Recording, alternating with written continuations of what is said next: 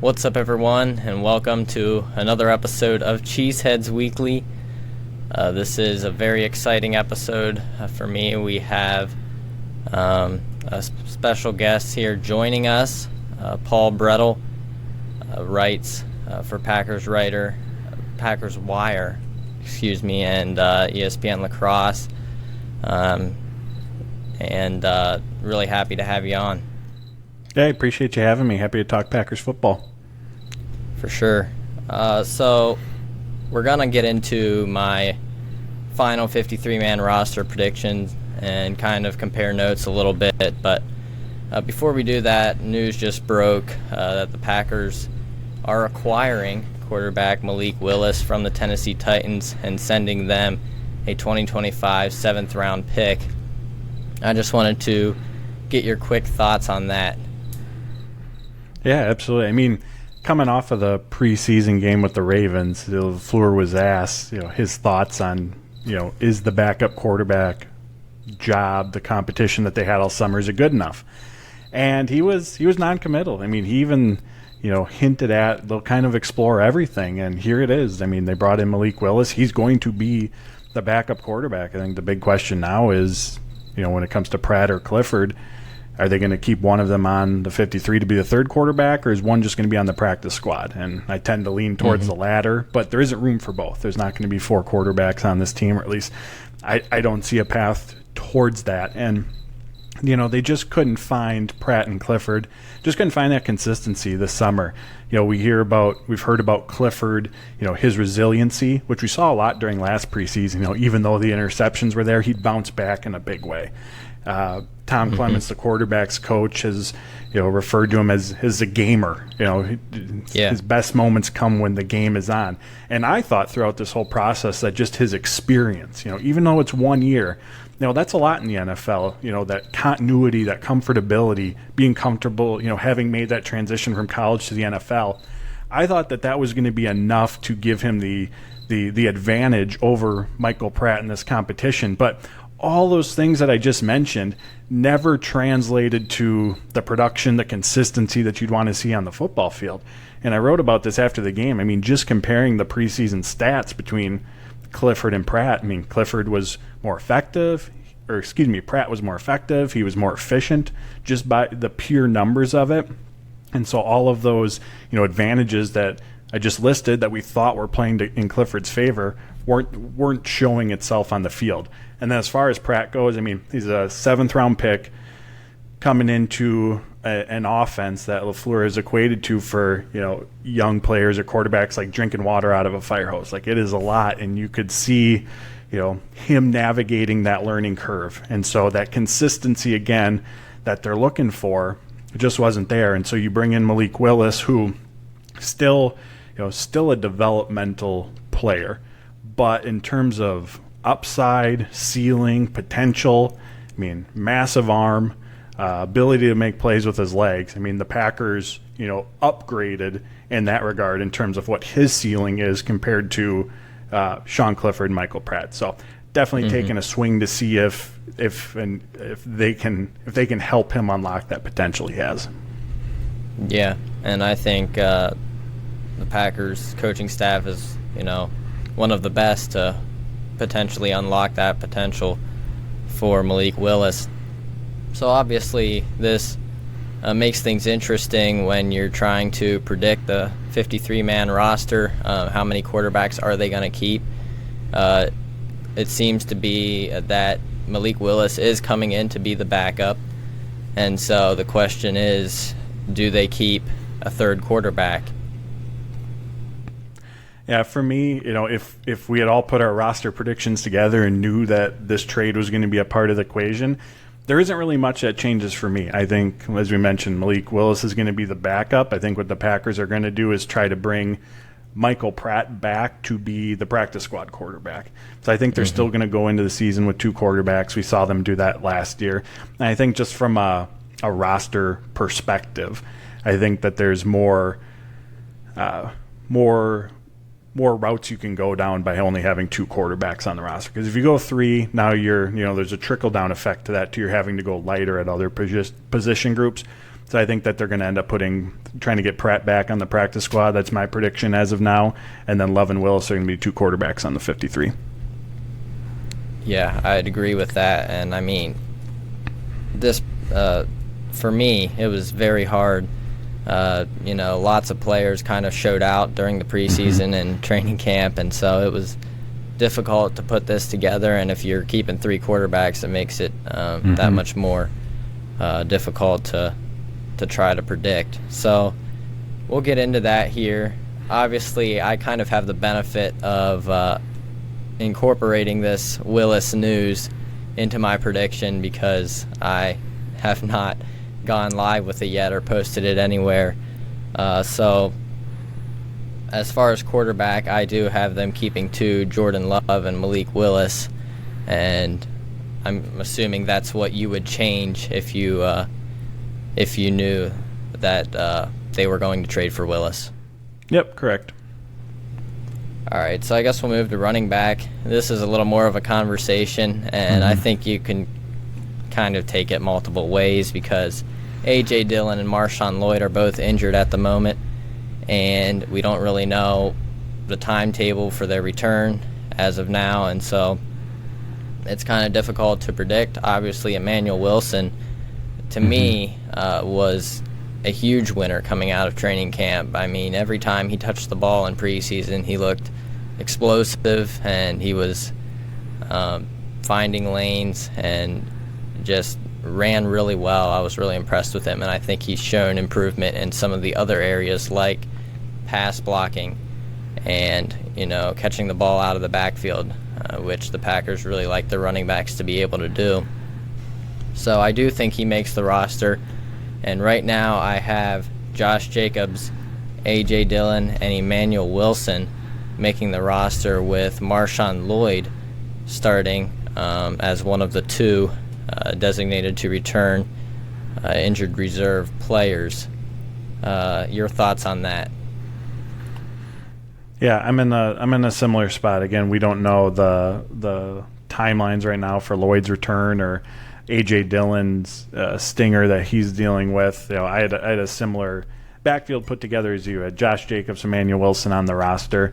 I had A.J. Dillon starting on IR, designated to return, and then I had Marshawn Lloyd on the 53. Again, just speculation at this point because we don't know the extent of the injuries that they're working through. But if A.J. Dillon's not going to be available for Week 1, I mean, even if Marshawn Lloyd is able to play Week 1, and we don't know that yet, it feels like that's a situation where Emmanuel Wilson's going to be the backup running back in that game just because Lloyd has unfortunately had to miss time. He's an incoming rookie. There's still that, we talk about the learning curve, that adjustment period. He's still going to be working through that, and Emmanuel Wilson's in his 2nd season in the NFL, in the offense, and as you mentioned, looked really, really good with the ball in his hands, has improved in those other areas, pass blocking, pass catching. So it's shaping up to where he could be the backup running back come Week 1. Yeah, and I'm kind of excited for that. I'd love to see him get some touches when it matters a little bit more. So moving on to wide receiver, I have them keeping 6 wide receivers. Christian Watson, Romeo Doubs, Jaden Reed, Dontavian Wicks, kind of the real locks, and Bo Melton is very close to a lock, if not one. And then it's kind of down to Grant DuBose and Malik Heath. And I have them keeping Grant DuBose. I know a lot of people have Malik Heath. I just couldn't get over the fact that they were Jason Vrabel had mentioned that they were showing clips of Grant DuBose run blocking to the team in team meetings, and I thought that was really, really good. And I realized Malik Heath has really shown that he can run block as well, and that's something, again, that they look for in some of those fringe guys looking to get on the back end of a roster. So I have them keeping Grant DuBose. I think he could offer a little bit more in the passing game as well. What are your thoughts on that? Yeah, it feels almost like a coin flip. You know, Grant DeBose came on in the early part of camp. Malik Heath had his stretch of play here in the latter portion. And as you're putting these roster predictions together, you try to, and I asked Matt LaFleur about this, you know, it's about the totality of, you know, the 19 practices plus the preseason games. Obviously, you want to see them perform in the game-like environment, but it's a totality of everything that they've put together in this process. And for me, I went with Malik Heath, and I know it didn't always show through in production, but in that joint practice against the Ravens, I mean, he had some really, really good routes against their starting defense. In the Denver game, you know, when they were playing their starters early on, you know, Sean Clifford wasn't quite able to connect with him early on, but he won that route. There was another route later in the game downfield where, again, Michael Pratt overthrew him. So I think just in terms of, again, the production part wasn't always showing up, but I felt that overall from, you know, those other aspects that contribute to it, the route running ability, the run blocking, I just thought that Malik Heath was the more steady of the two. But again, this is a really, really close one, and it's going to be interesting to see which direction the Packers go. Yeah, for sure. Tight end, I think, is pretty simple. I have them keeping 3: Luke Musgrave, Tucker Kraft, and Ben Sims. And I have Tyler Davis starting out on the injured reserve, designated to return. I think that's how a lot of other people have it as well. I think with Davis on IR, I don't really think, at least I haven't seen a whole lot on the timeline for that shoulder injury, but he is coming off an ACL as well, and he's likely the third or fourth tight end, depending on where you would slot him in there with Ben Sims. But I think it's, you know, not a bad idea to let him sit out 4 weeks to start the year, and unless injuries hit early, they shouldn't really need him until that point.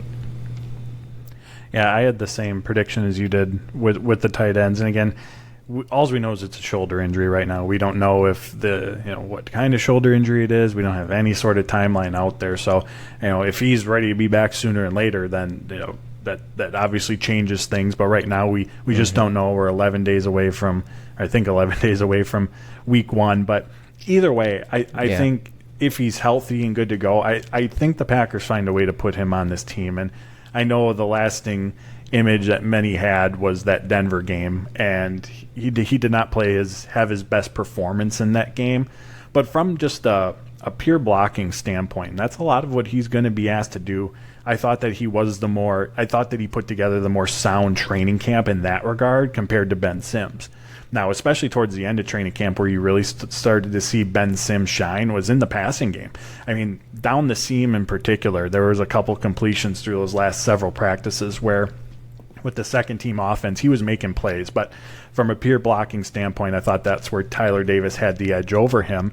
And something to keep in mind that, you know, with Josiah DeGuara no longer here, you know, he filled that do-it-all H-back role, primarily blocking, could impact the passing game if needed, but lining up in the backfield, in line, in the slot, bouncing around the formation. And that's not a massive role in this offense. By the end of last season, I think DeGuara's snap count was around 12, 13, 14 snaps, but that's still 15 to 20% of the snaps each week. Like, that's not nothing either. Like, that is a role within this offense, and I think it's one that Tyler Davis is well-suited to fit.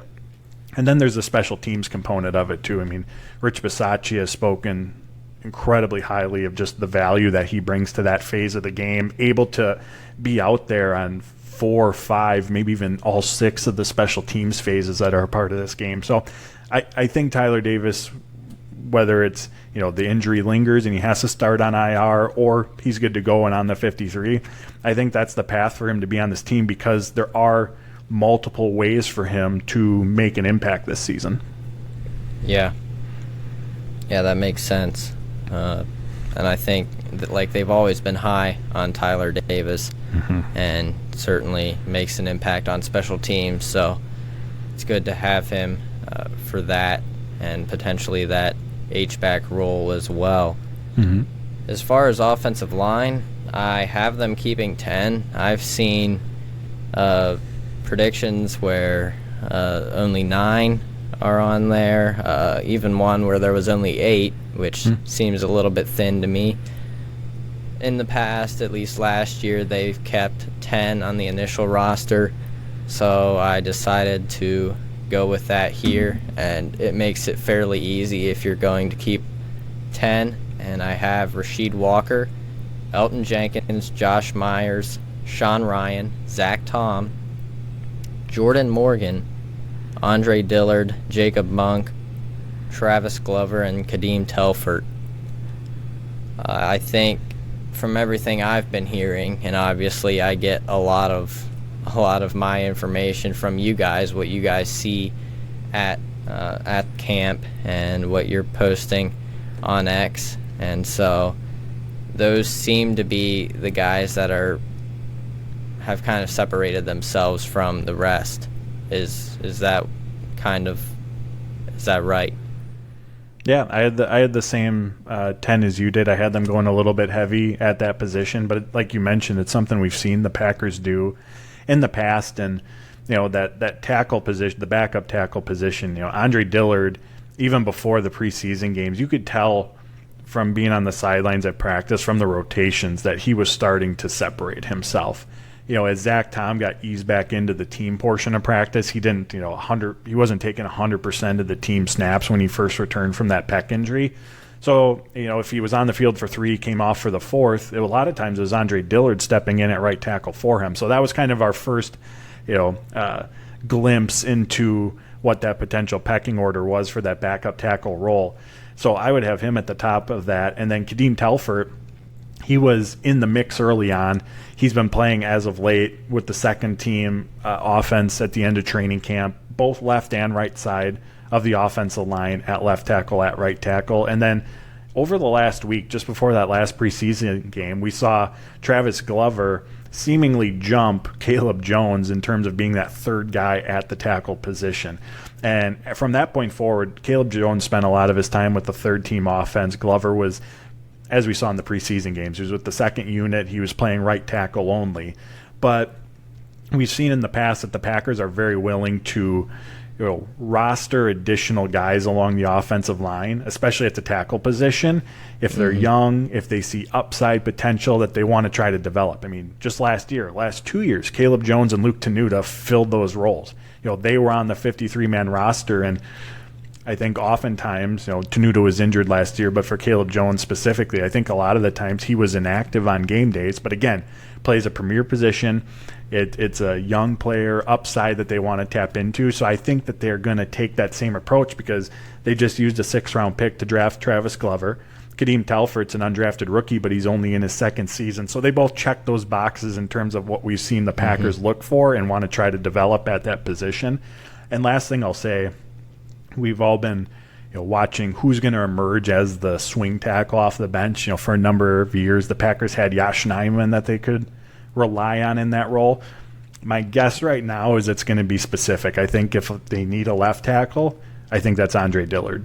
I think if they need a right tackle, it's going to be, my guess right now would be Telfort based on rotation, but Telfort or Glover. It feels like they're going to kind of split that off, and they could even look into moving guys around the starting offensive line, but it doesn't feel like they truly found that swing tackle they were hoping for, because Dillard was, he was performed much better on the left side versus the right side.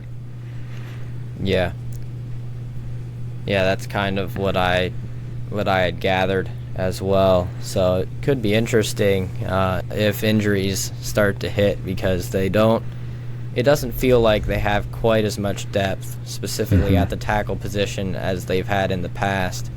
So things could get interesting if some injuries occur to the starting line.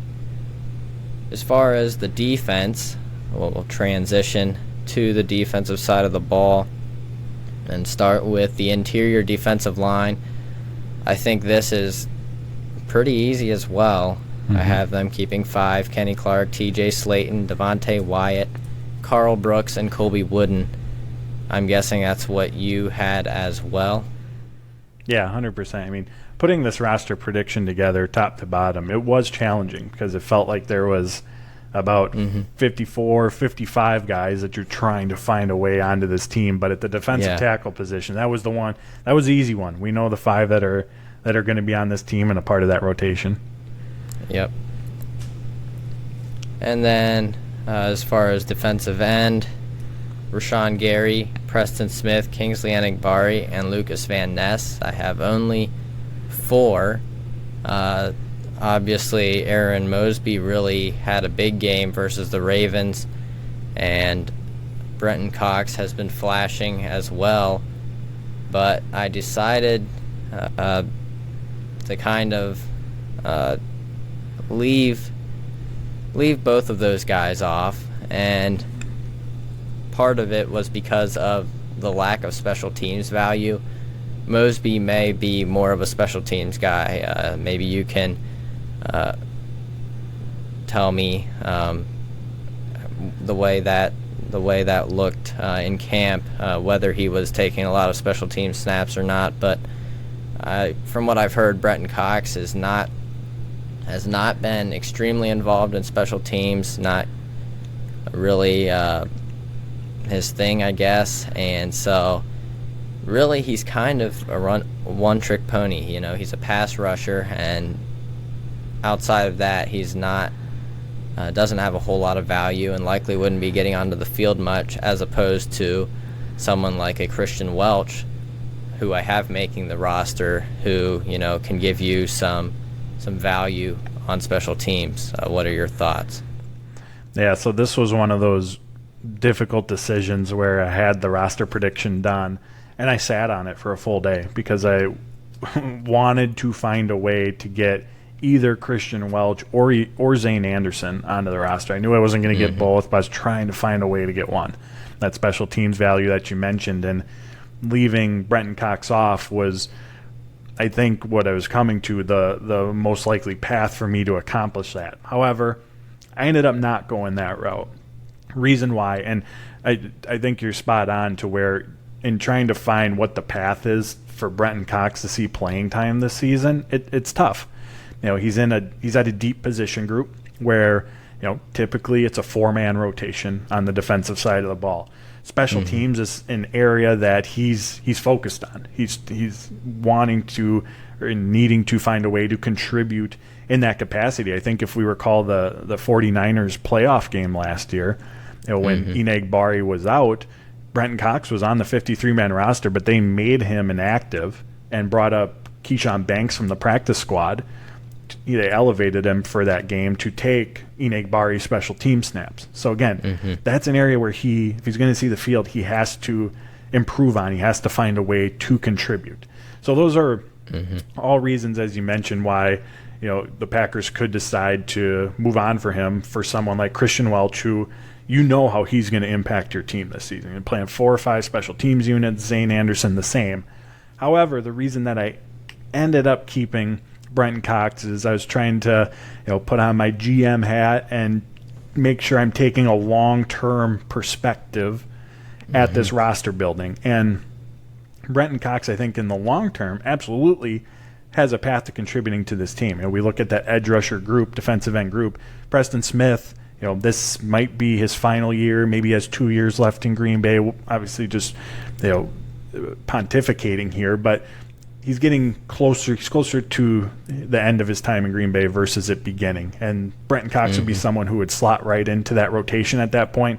A Christian Welch, a Zane Anderson, you know, you don't see them being long-term players with this Packers team. So that was one of the reasons why I ended up keeping Brenton Cox. The other one is the position, defensive end, pass rusher, get after the quarterback. It's a premier position. It's the name of the game in the NFL. He can absolutely do that part of the equation, and that is extremely valuable.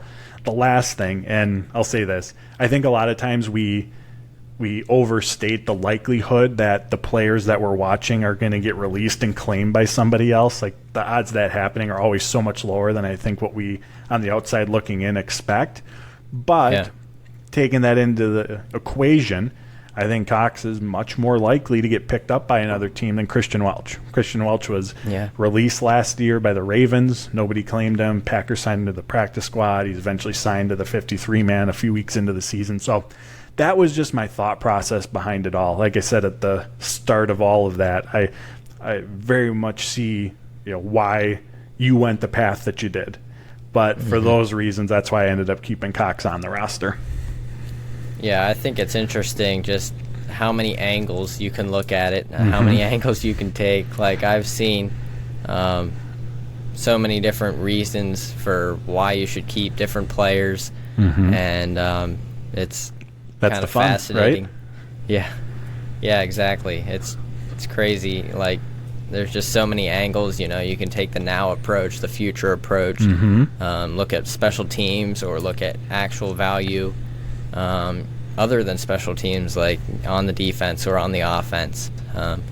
And, with guys on the back end of the roster, you are looking for more special teams value, and so that's kind of where I ended up. And so looking at the linebackers, I have them keeping 6. I believe, if I remember right, they kept 4 on the initial roster last year.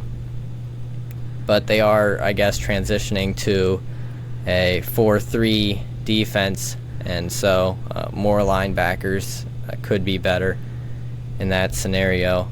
So I have them keeping Quay Walker, Isaiah McDuffie, Tyron Hopper, Eric Wilson, Edgerrin Cooper, and Christian Welch. And again, Christian Welch kind of for Bretl Cox, I guess. I'm using that spot for him. I was kind of debating between those two. So, I do have Welch getting on here. What are your thoughts on that? Yeah, I mean, like I said, if I was trying to fit 54, 55 guys onto my roster, Welch was number 54. Just the absolute special teams value that he brings. So on my roster, I had the 5 linebackers, the 5 you mentioned, without Christian Welch, and I like as I mentioned, I kept Bretl Cox to, which numbers-wise didn't make it work out in that regard for me. But in going down the path that I did, you are relying heavily on Hopper and Cooper to come in and contribute on special teams. Linebacker is a heavy special teams position. There's I think Eric Wilson, Isaiah McDuffie were both top 5 on the Packers in special team snaps last year. And with those guys taking on larger defensive roles this season, they're going to need those guys in the middle back end of that linebacker room to come in and be able to contribute. And just like we talk about the learning curve from college to the NFL on offense, on defense, with that jump that you're making, it's the same thing on special teams too. Like that's a part of the equation. So there's probably going to be some ups and downs as young players coming in and being asked to contribute heavily in those roles. But also from Rich Bisaccia's perspective, I mean, you are getting elite athletes, talent now on your special teams unit to help you in that phase of the game. So, like we talked about, there's kind of two sides to everything. And the last thing I'll say, and you brought it up, the switch to the 4-3. One of the other reasons outside of just Christian Welch's play this summer that I wanted to try to find a way to get him on the roster was Gutekunst at the combine, and this stuck with me, and I don't know if it's one of those things that I'm just like reading too much into, but he mentioned that in switching to the 4-3, there might be the need to roster additional linebackers on between the 53 and the practice squad, just from a pure numbers perspective. And so that stuck with me. And again, he mentioned the 53 and the practice squad. So potentially that means going heavy on the practice squad if you stick with 5 on the 53 or however the math works out. But that's something, at least from what he said. And Gutekunst has left little nuggets like that for us along the way during his tenure here, where you look back on it and you go, oh, he told us this. So that's something that stuck with me as well, and why I wanted to get him on there. But as I was putting this together, I wanted to make sure that my reasoning was I was 100% behind it, and why I was putting someone on versus why I was leaving someone off, and led to those tough decisions. Yeah, for sure. So on to cornerback, I have them keeping 6, and I believe it's the same 6 that you predicted that they would keep as well. I have Jair Alexander, Eric Stokes, Carrington Valentine, Keyshawn Nixon, Corey Ballantyne, and Kalen King. There's obviously a little bit of a debate between Robert Rochelle and Kalen King. I think the fact that Rochelle was banged up a little bit with that hip injury, that was kind of the tiebreaker, I guess, for me. What are your thoughts there? Yep, I had the same 6 as you. I really like what Corey Ballantyne just brings to the defense. I think he played over 400 snaps last season defensively, Mm-hmm. and I mean when they called upon him, he was very, very steady playing out on the boundary. Yeah. This summer, when they're in the team portion of practice, he's been with the second team and he's been lined up on the boundary. But during the individual portion, he's been working out with Kalen King and Keyshawn Nixon in the slot. So adding just a little added versatility to his game. We've seen in the past he can be a special teams contributor. So kind of like we were talking about with Tyler Davis, there's just, you see a number of different avenues for him to be able to help this team out, and especially when you're talking about middle back end of the roster guys, like that's important. That stuff matters. How many different ways could you potentially help this team? And then Kalen King, even if there wasn't the injury uncertainty around Robert Rochelle, I still would have had Kalen King on that roster. And the reason being, one, I really liked what I saw from Kalen King this summer. He was a boundary cornerback at Penn State, transitioning to the slot, but looked very natural in there. Very, very willing tackler, very physical tackler. We saw splash plays from him too. Had the forced fumble against Baltimore. I think he had 2 interceptions throughout training camp. Had a quote unquote sack as well. So we're seeing the splash plays from him. I love the physicality that he brings, and when you combine that with realizing that this is a pretty new position for him, again because he played on the boundary, you love the upside, you love the potential that you see from him and the potential larger roles that he could play down the road for you. As far as Rochelle in the mix, because I had Corey Ballantyne already on the roster, who's likely going to be a special teams guy, assuming that the cornerback position is healthy. I would have kept Kalen King anyways, because you want to get that upside, that potential on the roster versus having another special teams player in Rochelle. So that would have been the tiebreaker for me. Yeah. All right. So finishing out the defense, we have safety. I kept 5. Xavier McKinney, Javon Bullard, Anthony Johnson Jr., Evan Williams, and Keaton Oladapo. Obviously, there was, you mentioned Zane Anderson earlier, and kind of the special teams value he brings to the team, and he was on the roster last year. I'm not sure if he made the initial one or not, but he was on for a good portion of the season as kind of that special teams guy, and in case of emergency, if there are a lot of injuries to that position group. It's going to be interesting to see how they handle. I assume Javon Bullard will get most of the snaps, along with Xavier McKinney there as a starting safety. But, I mean, all of these guys have flashed from all accounts during camp. Yeah, this was hands down from top to bottom my favorite position group to watch. The physicality, the flying around the field, and not that they're running any game plan specific things in training camp, but you got a glimpse of what this safety position can be in Jeff Hafley's defense with the late post snap movement, Javon Bullard playing deep one snap, in the slot the next, Evan Williams coming in. Like, there's just so much mixing and matching opportunity with this group that's versatile, extremely physical. And even Anthony Johnson, with the signing of McKinney, the incoming rookies, like he's someone that, maybe can be forgotten about in that room. But I was really impressed with him too, just the way he was able to bounce from strong safety to free safety. It's a really, really exciting room that I can't wait to watch in a live game setting when they're all on the field. And as far as I think Bullard's going to be the quote unquote starter. When the depth chart's released, it's going to be McKinney and then him. But we're going to see a lot of Evan Williams this season. I mean, his ability to just be around the ball, to make plays on the football was so impressive. And I think one way that you can get him on the field, and Matt LaFleur alluded to this a little bit when talking about the nickel position, is they could have different nickel personnel based on the opponent, based on how they're lined up. And so I think there's the opportunity there to use both Keyshawn Nixon and Javon Bullard in the slot based on who the opponent is. And then, of course, when you have Bullard in the slot in those instances, now you have the opportunity to get Evan Williams on the field. So just, again, it feels like endless possibilities at that safety position in terms of what Jeff Hafley has the opportunity to do from a game plan standpoint. Yeah, I mean, it sounded like Evan Williams was really picked off a lot of passes during camp. And so that's definitely exciting, just the turnovers aspect of this defense, to see more of those, something we've not seen a ton of the past couple of years. And so it'd be great to see the defense generate some more turnovers.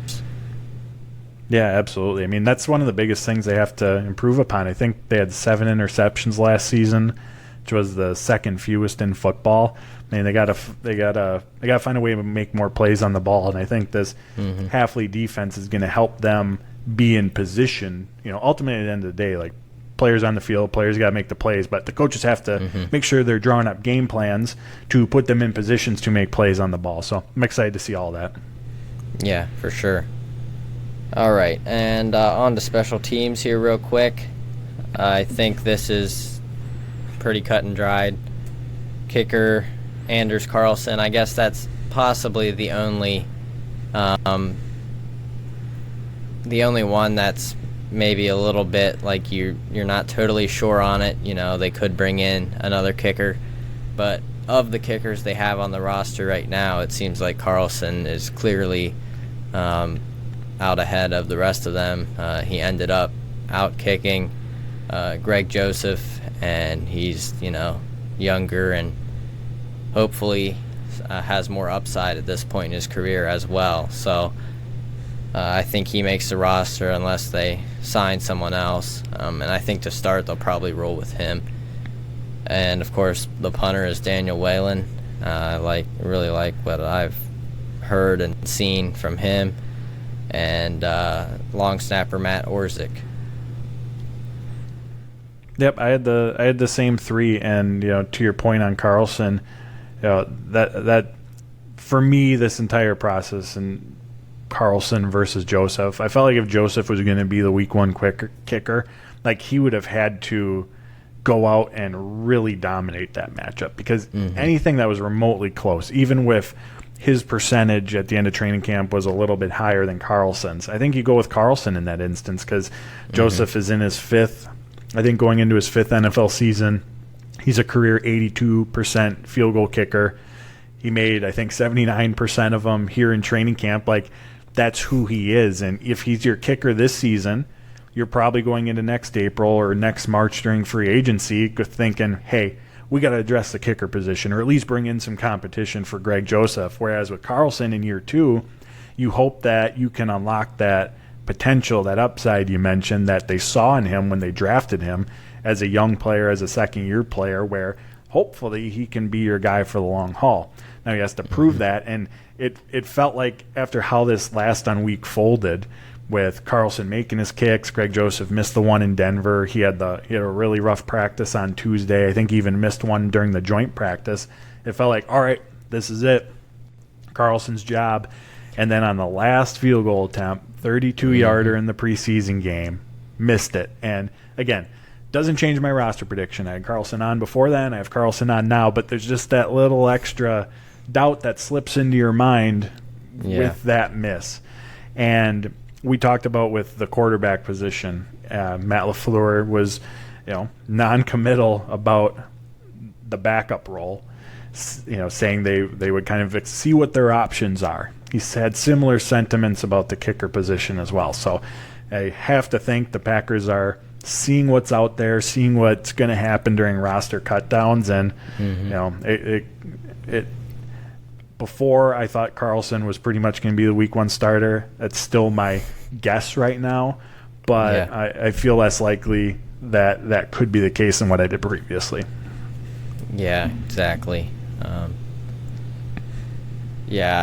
I think it's